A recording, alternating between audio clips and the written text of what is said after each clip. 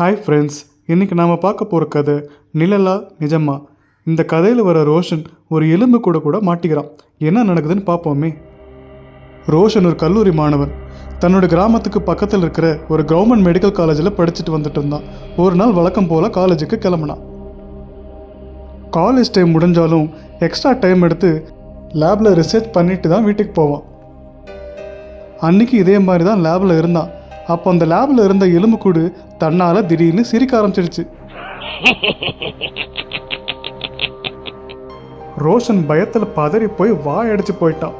என்னடா அது, இவ்வளோ நாளாக அமைதியாக இருந்த ஒரு எலும்புக்கூடு திடீர்னு சிரிக்குது. என்ன ரோஷன், எப்படி இருக்க? ரொம்ப நாளா உன் கூட பேசணும்னு ஆசை, இன்னைக்கு தான் சான்ஸ் கிடைச்சது. இந்த எலும்புக்கூடு பேசுது. ஐயோ, எனக்கு பயமா இருக்கு. பயப்படாத, எனக்கு பிடிச்சவங்கள நான் என்னைக்குமே பயமுறுத்த மாட்டேன். எனக்கு ஒரு சின்ன ஆசை, அதை நீ தான் நிறைவேற்றணும் ரோஷன்.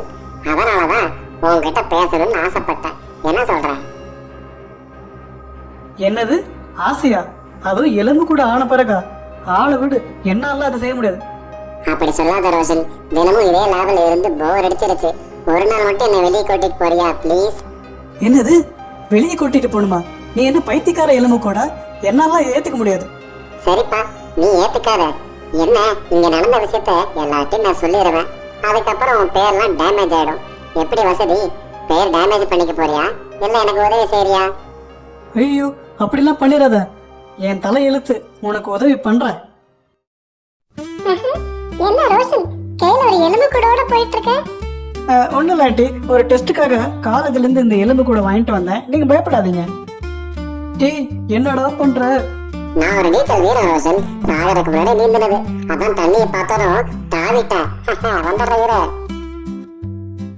இருப்பா, பிடிச்ச மாம்பழத்தை சாப்பிட விட மாட்டேங்கிறேன். உன்னை யார் என்ன மாம்பழ தொட்ட வழியா கூட்டு போக சொன்னா? உனக்கு மாம்பழம் பிடிக்குன்னு எனக்கு எப்பறம் தெரியும்? ஐயோ, இனி என்ன நடக்குமோ? ரோஷனை ஏமாத்திட்டு தான் நினச்சி அந்த எலும்பு கூட ராத்திரி நடக்க ஆரம்பிச்சிடுச்சு. ஆனால் சந்தேகப்பட்டு பின்னாடியே வந்த ரோஷன் அவன் நினச்ச மாதிரி எல்லாரும் பயந்துட்டாங்க. உடனே ஓடி போய் நிறுத்தினான்.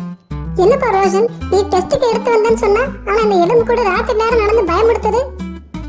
அக்கா, இந்த எலும்பு கூட தானாலாம் நடக்கல. நான் தூரத்துல இருந்து ரிமோட் கண்ட்ரோல் பண்ணிட்டு தான் இருந்தேன். பயப்படாதீங்க, நான் உடனே எடுத்துட்டு போயிடுறேன். ஏன்பா, நீ ரிமோட் கண்ட்ரோல்ல விளையாடுறதுக்கு நாங்க தான் கிடைச்சோமா? சீக்கிரம் எலும்பு கூட எடுத்துட்டு கிளம்பு. டேய், தயவு செய்து இந்த ஒரு ராத்திரி ஒழுங்கா படுத்து தூங்குடா. நீ ஒரு நாள் சந்தோஷமா இருக்கணும்கோசரம் என் வாழ்க்கையில எல்லா சந்தோஷத்தையும் எடுத்து போறியே. பயப்படாத, இனிமே நான் எதுவும் செய்ய மாட்டேன். நீ நிம்மதியா தூங்கு. அப்பாடா, நிம்மதி.